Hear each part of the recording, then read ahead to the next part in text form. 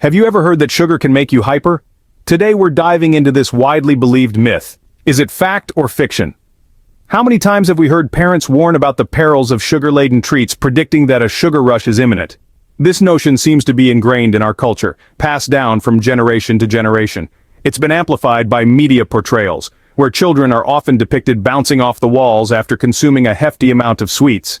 We see it in movies, read about it in books, and even hear it from health professionals. It's a universally accepted belief that sugar, especially in high doses, leads to hyperactivity, particularly in children. But is there any truth to this, or is it just another widely accepted but unverified myth? So, does science back this up? Let's delve into the research. Sugar breaks down in our body to provide energy, but does it cause hyperactivity? It's a question that has been asked time and time again. So let's delve into the science behind it. When we consume sugar, our body breaks it down into glucose, which is a type of sugar that our body can use directly for energy. This process begins in the mouth, where enzymes start breaking down the sugar. It continues in the stomach and is completed in the small intestine. The glucose then enters the bloodstream, where it's transported to cells throughout the body to be used as fuel. This sudden availability of glucose is what gives us that instant energy boost.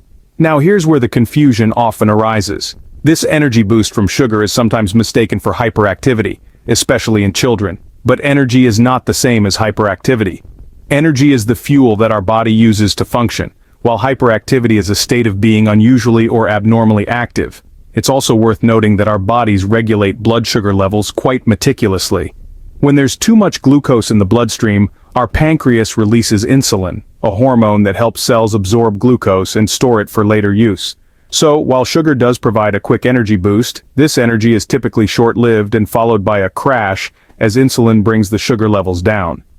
But, what do the studies say about sugar and hyperactivity? Brace yourself for some surprising insights. Numerous studies have been conducted on the link between sugar and hyperactivity. What did they find? Well, let's take a peek into the world of scientific research. One of the most notable studies hails from the New England Journal of Medicine. In this double-blind study, children were given diets with varying levels of sugar, and guess what?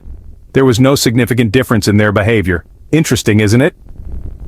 Similarly, a meta-analysis of 16 studies published in the Journal of the American Medical Association concluded that sugar does not affect the behavior or cognitive performance of children. The evidence just keeps stacking up. But wait, you might ask, what about that sugar rush I feel after a sweet treat? This, my friends, is a classic example of the placebo effect. When we expect a certain outcome, our brains can trick us into experiencing it. So, when we believe that sugar will make us hyper, we may feel more energetic, even if our bodies aren't actually reacting to the sugar. Even more striking, a study in the Journal of Abnormal Child Psychology found that it was the parents who reported hyperactivity in their children after consuming sugar, even when the children had actually been given a sugar-free placebo drink. Perception, it seems, can indeed be a powerful thing. Quite a revelation, isn't it? Let's wrap things up. So, does sugar really make you hyper?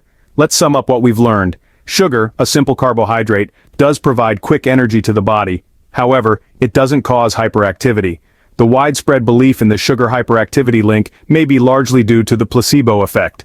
When parents and children believe that sugar will cause hyperactivity, they perceive normal energy levels as hyperactive behavior.